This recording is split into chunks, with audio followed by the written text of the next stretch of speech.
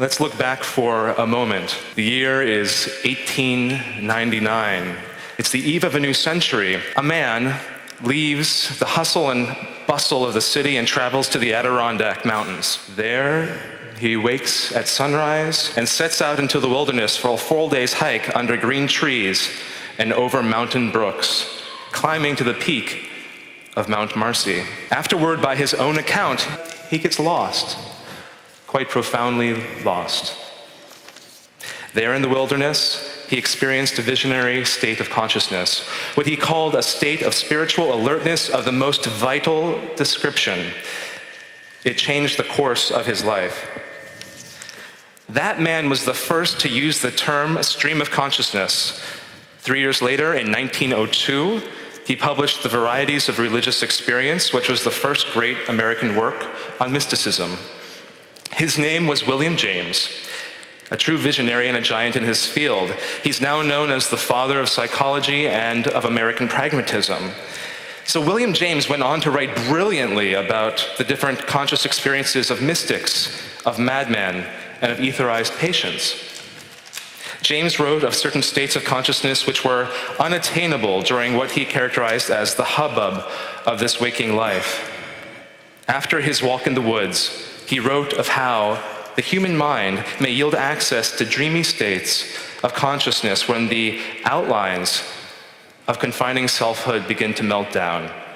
Today, in a way, we are concerned with the same great questions that James asked. It's about the self and how the outlines of confining selfhood melt down. It's about the boundaries between you and me, between existence and non-existence, between what is conscious and what is unconscious. It's about how these boundaries of selfhood, both intentionally and spontaneously, may become less rigid. It's about the mysterious, profound, and sometimes life-changing things that can happen. So my name is Alex BELSER, and my colleague here is Dr. Casey Paleos. We're part of a team at New York University that has completed our psilocybin study working with patients who have cancer and their clinical anxiety. So as clinicians and scientists, we try to understand complex phenomena better. And in talking with these patients, we noticed something unusual in the way they were talking about their experiences. We noticed that our language and our concepts were lacking something and were problematic. That the current ways that we talk, the current terminologies we use to describe psychedelic experiences were sometimes pejorative or flat-footed, like with words like psychotomimetic and psychedelic and hallucinogen, or vaguely religious in nature, like the word entheogen. We're today proposing a new term to help meet that need that we hope will be useful. Finally, we will show you some never-before-seen footage of patients sharing their experiences. I'd like to introduce a short clip from our friend Patrick Murphy. The NYU Cancer Anxiety Psilocybin Study is a study investigating the impact of psilocybin upon people who have cancer and who have anxiety, existential or psychospiritual or psychological anxiety, organized around dying and their disease. It's measuring how helpful the psilocybin and mystical experience is in reducing this anxiety and hopefully facilitating an acceptance of death, greater peace, a reduction in a number of scales: depression, anxiety, physical pain, quality of life.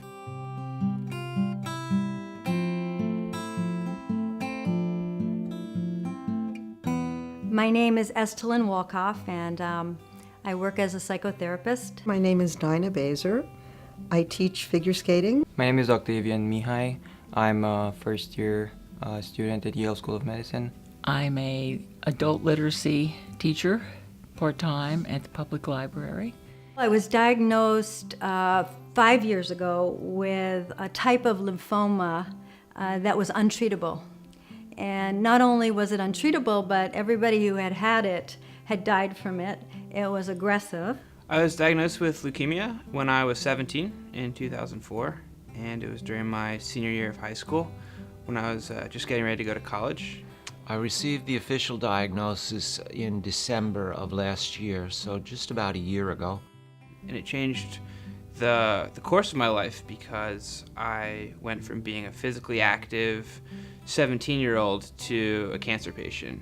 It was very much a seismic There was like a seismic reaction within my mind. My mind just sort of shattered. The third time I had both my breasts removed and a double mastectomy so that it wouldn't come back, but I didn't realize that's not all that's involved, because then it went into the lymph nodes in the armpit. So that's what happened the fourth time. When the chemo was over, I thought, oh, let's celebrate. I thought I would want to celebrate, and when the chemo was over, I didn't want to celebrate, because that's when the fear set in. That's when you start thinking, when will the other shoe drop? When will this come back?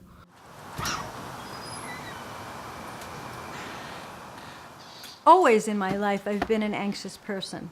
And naturally, when I was given that diagnosis, my anxiety shot up. And even though years and years and years keep going by and I'm still okay, I know very well that this could return at any moment. I worked on myself very strongly not to feel sorry for myself, to say to myself the most positive things I could, which was, even though nobody else has made it, it's possible I could make it. That's about as positive as I could come up with. And about the same time, I was on a website called Reddit, and I came across a post about this study. I read it once, and then I closed it, and then I read it again, and I said, I qualify for that. I felt the anxiety symptoms. I felt like there were a lot of psychological issues that came from my cancer that I hadn't addressed. So I traveled down to New York City for an initial screening interview. I traveled down to New York City several times for psychotherapy sessions with my two psychiatrists, Jeff GUSS and Seema Desai. They're given two psychotherapists, which was a very interesting psychotherapy model that had been established in the 25-year period that LSD and psilocybin have been part of psychiatry. And the male-female diet teams then treat the person for the duration of the 9 months. Through the reading that I'd done, through cleansing my body before, meeting with Jeff and Aaron on 3 separate occasions to talk about my history, to build rapport with them, that when I came here on the dosing day, I felt like I could not have been more prepared for this experience. We review with them the full range of experiences of the drug, and we pay a lot of attention to things that can be difficult, that can go wrong. I was concerned about having a bad trip. I think I was more worried about that than thinking about what could be good.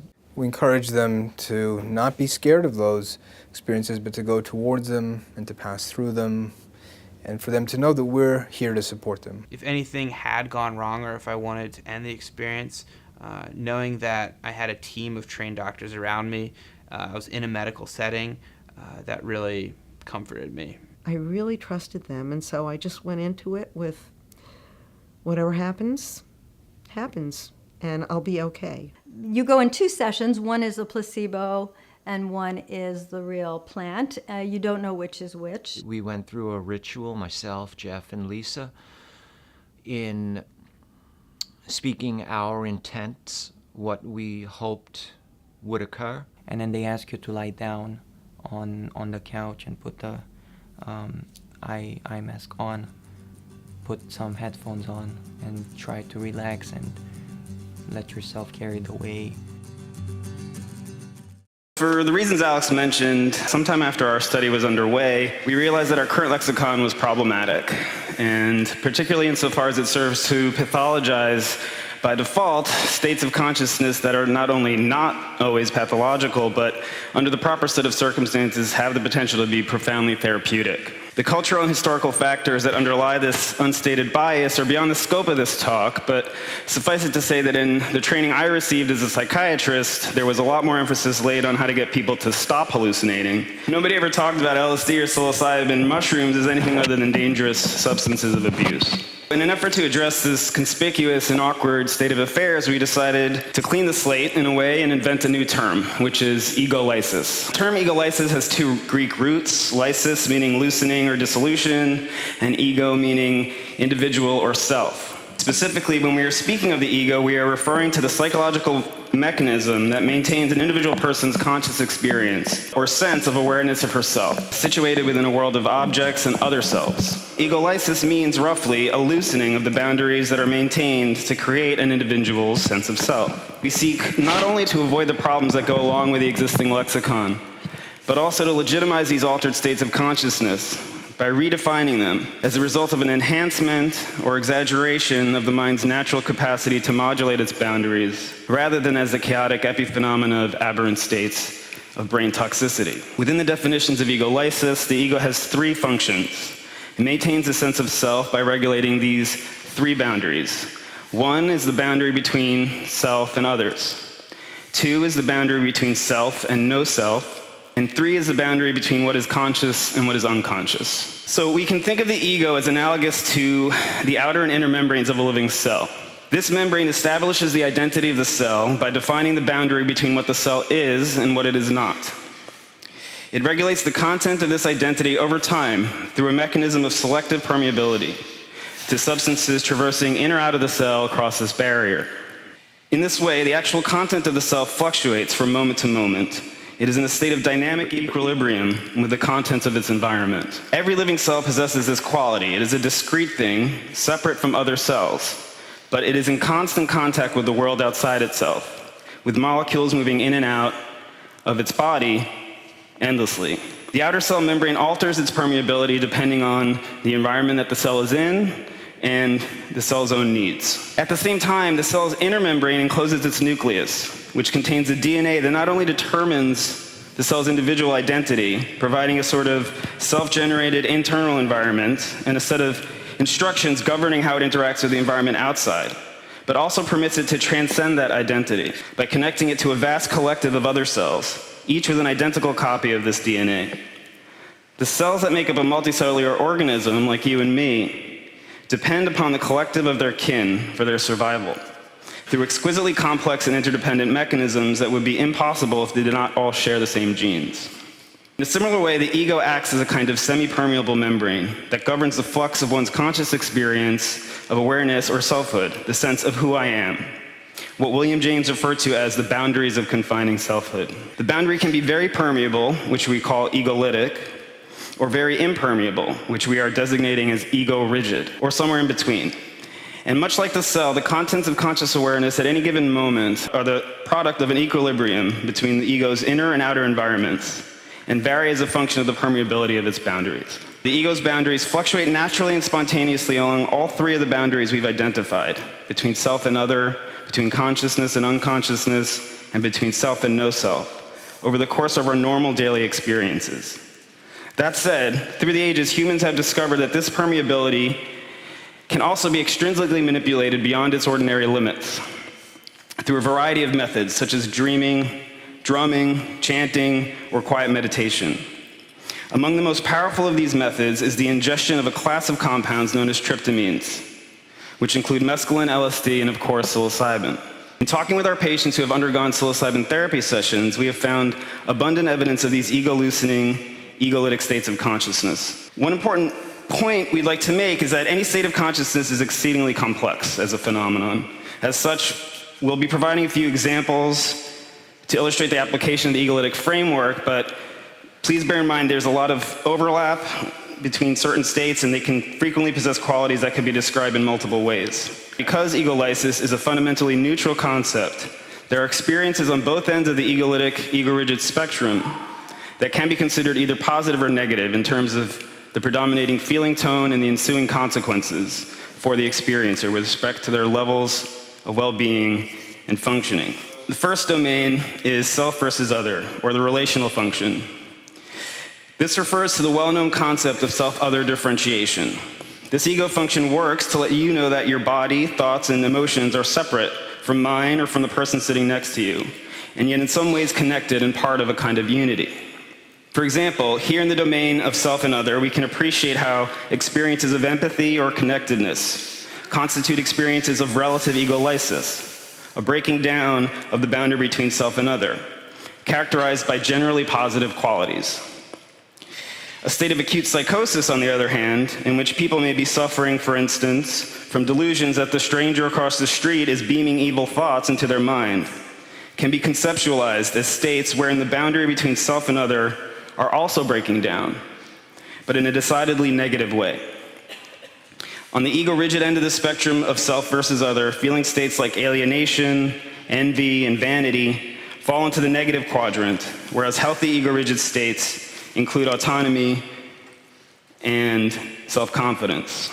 And self versus no self. This is the existential or ontological function of the ego.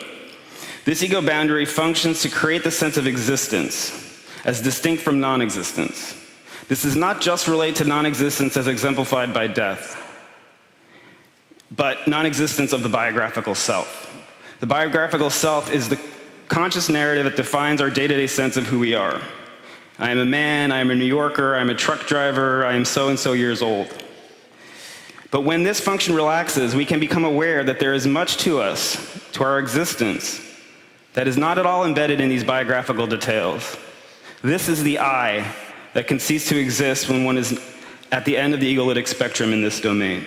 Transcendent, unitive experiences such as those that occur during peak or mystical experiences, what some have described as a feeling of oceanic boundlessness, and states of deep meditation, such as the Zen state of Mushin, which translates as no mind.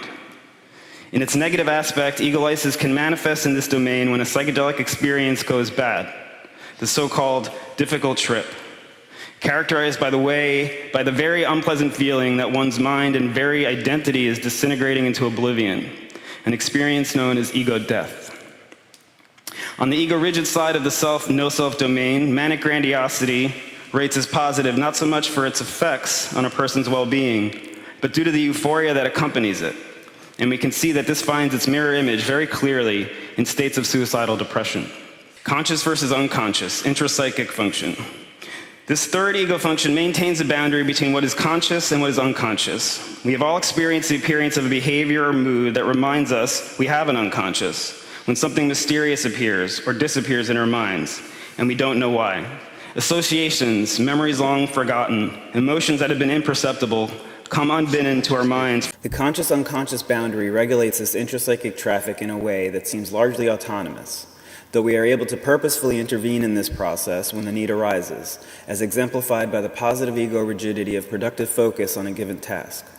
In obsessive-compulsive disorder, this rigidity becomes pathologically extreme. Both states serve to keep a tight lid on contents of the unconscious that would otherwise be erupting into conscious awareness with unwanted consequences, but they are clearly distinguished as positive or negative by the feeling tone and the effects that they have for the experiencer. On the egolytic end of the spectrum, we can contrast the phenomenon of nightmares with states of pleasant daydreaming or sudden flashes of insight and inspiration. We turn now to some interviews with the participants of our study, which will demonstrate in vivid fashion what we mean by psilocybin-mediated egolysis.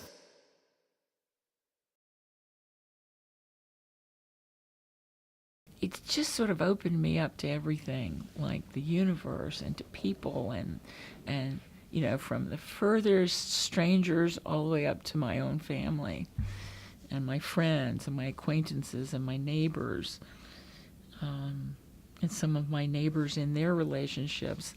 It's just sort of affected everything. And I started realizing, you know, that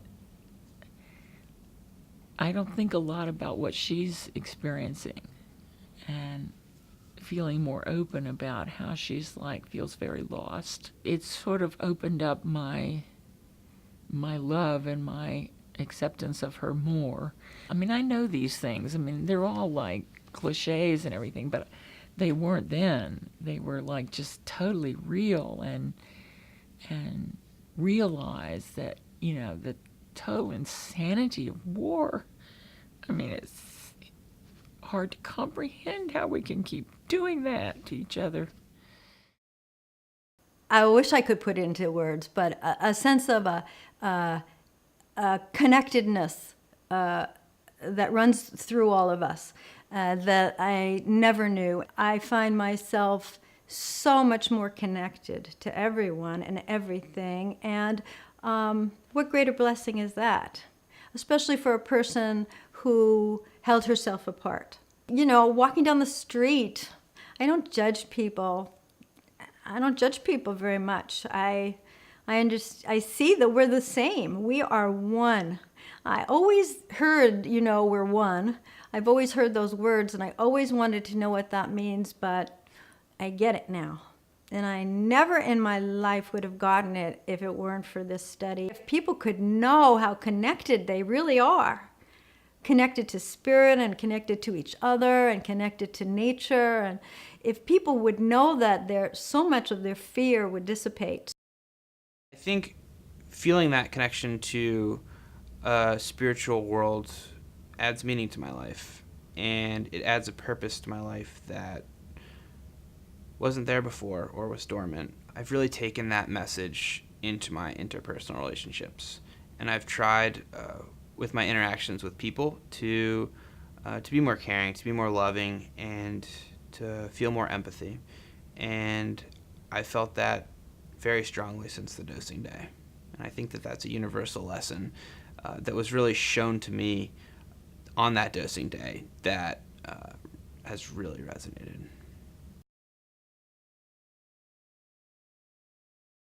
I was then floating on this immense, expansive, infinite sea of strength, of beauty, it was beyond expression. And I was floating on it, and initially I was somewhat impermeable to it, but then it was able to permeate my being, and it flowed through me. It was almost like an amoeba, and the boundaries broke down, and I became a permeable substance. And that was, at that point, you know, there was no difference between that infinite sea and me. I found myself in a sort of cave. The spirit was with me, and up until this point, I was just a soul. I didn't have a body. I was not the human being that I am accustomed to being. It felt mystical in the sense that much of the time, or some of the time, I was really nowhere physical. And much of the experience did seem timeless, but you can experience timelessness without taking a drug, and I have experienced it.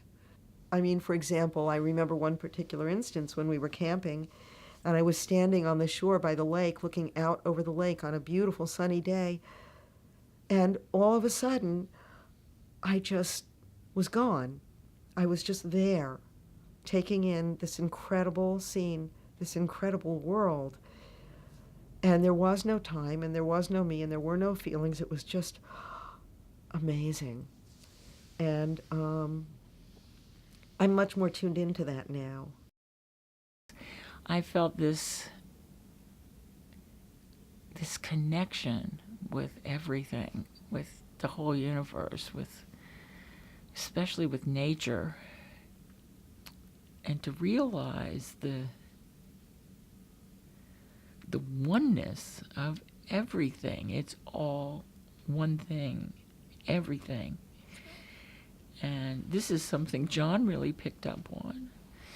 And now we have this little thing, you know, we just look at each other and go like that, he does or I do, and we touch fingers, because that's to remind one another of the oneness of it all. I will never forget that. I have that with me, and I will always have that with me, and I'm so grateful for that. What happened to me that day was that I got to actually see the levels of my mind and see where anxiety is for me, that it's actually just a level and that there are other levels beneath. And underneath that, I also began experiencing great emotional pain. And it seemed to me that that pain was the pain of suffering people on the earth, and also the pain of the earth itself. And underneath that was the layer of spirituality that I actually cannot put into words. It's funny, the core, which is where the teachings brought me to, it brought me there, but the core at that point, there was a core I carried around for years of an incredible alienation. It was my first memory of life in this world was, how the hell did I get here? What am I doing here? And it was that core that brought, that was so troublesome to me. And it wasn't until I had a direction, a finger pointing me in a direction, and then coming to the teachings that I was able to supplant that core. And this experience, for once and for all, dismissed the reality of the core of alienation. I started having sort of like realizations, and it sort of opened a part of me that hasn't been open in a long, long time. I needed to stop talking and look inside and find that I was part of it. I was part of everything. I was part of God, that you are too. Everything is, and you can call it whatever you want to. I don't usually call it God. I just call it the One. Every experience I've had, all the ones I can remember, and the way I remember it is like every great thing, every amazingly great thing, every unbelievably great thing, and every horrible thing, and every, am I ever going to survive this horrible thing, and everything in between. It was so beautiful and so sad and so happy, so joyful, that it was just the range of those emotions, and it just kept going up. It's just like, and then all I could think of was my loved ones and really wanting to share this with them. When you ask me if I'm religious, I'm not like religious per se, but that's the closest corporal understanding that I'll ever have, to know that God is in me. Yeah, that's what it's like.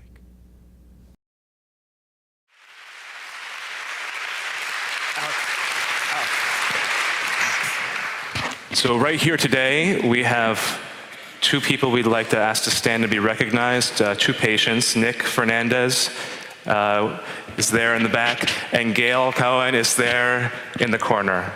Do you see any need or usefulness in developing approaches where the therapist also ingests the compound during the session with? Yes. I think given the nature of these phenomena and how ineffable so much of it is, there's really no way of understanding as a therapist what your patient is going through if you haven't gone through it yourself. And, in fact, in the 50s and 60s when, before the Controlled Substances Act, it was, part of the training, the Spring Grove program in Maryland, they had it built in that the therapist would undergo this experience. And, Stan Groff has written on this. He thinks it's indispensable for a therapist to have had a personal experience with the substances in order for them to be effective at what they're doing. So yeah, the short answer to your question is yes. We're currently sort of working on a protocol in which we hope to be able to legally dose therapists in training for the NYU study. That's sort of in progress, but we hope to do that and then open it up actually to a wider, the therapists in our study would be a subset of a wider group, which would include healthcare professionals and mental health professionals of all kinds, and looking at empathy as an outcome measure.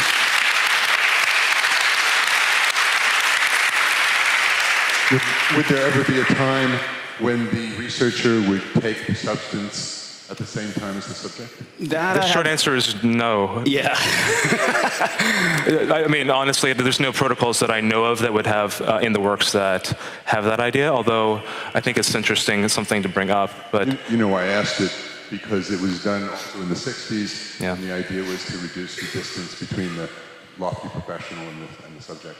Yeah. With pendant boundary issues and all that sort of stuff. Yeah, good luck getting that past an IRB. You know, one of the things that we're working on is a qualitative study. My co-PI, Gabby Egan-Liebes, is in the audience. And what we're hoping to do is augment the current research, which is highly quantitatively oriented about measuring anxiety and measuring mysticism and measuring trait openness for personality, and instead turn to the rich, thick data of narrative, of story, of what you've seen in the video. And we think that those stories are compelling and help change minds as well as add scientifically to our understanding of what is happening. Yeah, and one of the things that gets lost in like the statistics, you know, and the chi-square value and p-value, doesn't really get across what's happening to people on the inside, and it's partly a function of just kind of the way mainstream science is conducted. I mean, we don't place a lot of value on subjective states as a rule, and I think it makes particularly states like this, where everything that's happening is subjective, very difficult to study scientifically. I don't think it's impossible, and I think part of the sort of motivation for developing this framework was to give us a better language to make sense of this in an objective way that isn't sort of falsely, you know, either glorifying or falsely pathologizing, you know, to have a little bit more of a rational space in which to work. How successful were you in eliminating the anxiety for the patients? I think that the best answer to that question is to wait until the formal publication comes out, which will be sometime in the next year, we hope. But I think that we have a significant reduction in clinical anxiety, and we're excited to take a look at that. But we have not yet finalized the data, but the preliminary data is very exciting. Yeah, we haven't, not to my knowledge, we haven't unblinded it yet, but there are some correlations, I can say maybe sort of preliminarily, at least between mystical experiences and reductions of anxiety and the other sort of measures we were looking at. And, you know, were people having mystical experiences on niacin? Maybe, but it's probably related to the psilocybin. Part of our work is to have a mixed methods approach, but I think that relegating our inquiry entirely into a materialist positivist frame is limiting, and it's hard to know what's happening. And so we have this idea that the mediating aspect is the mystical experience, and if you have that, then all sorts of good things happen to you. But I think the topography of psychedelic states of consciousness is more complex than that, and we haven't mapped that out yet. And part of the interview study is to use a grounded theory approach to try to make sense of those topographies, and also to develop new hypotheses that we can then test and replicate using a quantitative approach. I don't think, did you guys use the phrase ego death? Yes. You did. I mean, how does that relate then to, because in the past research it looked like that was kind of what was required. I mean, I certainly think, ego death is kind of, it's a very loaded and sort of vague term in a way, but you know, I definitely think that something fundamental about transcending one's biographical self, you know, the ego that we walk around with, you know, on a day-to-day basis, something about that, doing that, accomplishing that is sort of instrumental in obtaining a therapeutic effect. So, you know, but ego death evokes to people something potentially negative, which isn't necessarily, but, you know, we are sort of lumping it in with this idea of the difficult trip because death is a scary phenomenon for most people, and you know the idea of losing one's identity, losing one's ego can be very terrifying. And we saw that in our subjects too. I mean, experiences that started out as quite terrifying to them, you know, in the context of sort of the safe environs of the trusting relationship and the setting that we had them, you know, with us, those experiences transformed into something very transcendent and positive. So, you know, death, in my opinion, is a transition, no matter how you apply it to ego or human being or whatever. But the transition can be very scary for people because we're afraid of the unknown. Do you plan on expanding the bandwidth of people that you're working with? There are so many potential clinical applications that we have speculative protocols for, but that are not necessarily in the works. And part of the idea of creating a new terminology is that we want to make inroads between what's happening here at Judson Memorial Church in the psychedelic discourse, which is a balkanized discourse, right? We talk about things like ego death and psychedelics and entheogens, and most clinicians say, most psychiatrists don't know what we're talking about. And so what's interesting is that what we'd like to do is introduce a more neutral term to create bridges of language that we can use and to develop new scales. Because when you use trip language with professionals, 90% of the room is turned off. And so we have a specialized jargon here that is useful in some concepts and capacities, but is very limiting and restricting in how we can discourse interdisciplinarily with other professionals and with meditators in other states. We realized early on, we were seeing therapeutic results, but how are we going to explain this to, the mainstream psychiatrist who really in training everywhere, it wasn't just my training program, this is sort of, the status quo. We're taught that serotonergic hallucinogens are just that. They're hallucinogens. They cause hallucinations. Hallucinations are bad. We're in the business of snuffing out bad hallucinations, and how could anything that's a psychotomimetic be considered good or therapeutic? And the problem comes from the language itself, because it's there's this unstated, tacit bias against anything that alters consciousness, unless it's like coffee or nicotine. Things that make us more ego-rigid, our society and our profession is cool with, but anything that loosens us up and creates more empathy and more connectedness is dangerous and scary, which is kind of weird.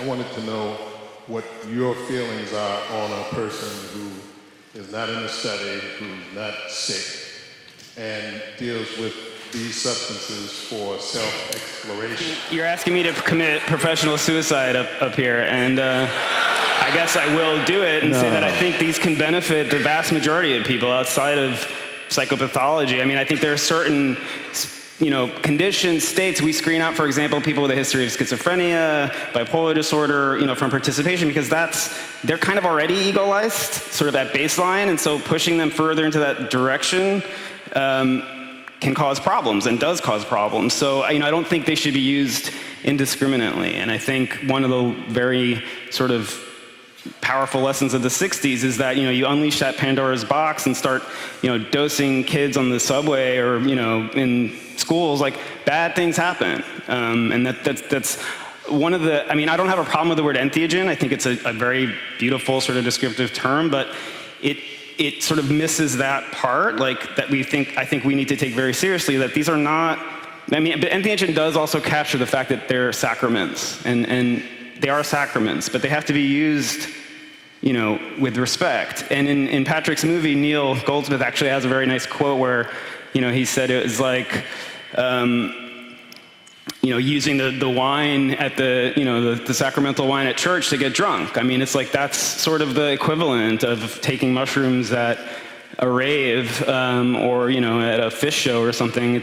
These aren't things to play around with, but that doesn't mean that they're in and of themselves dangerous. They just need to be handled with respect and with care, just like a car. You don't drive a car, across a plaza filled with people, because that could kill people, but a car can be very useful to get you from one place to the other. It's just like any other tool. It can be used for good or bad.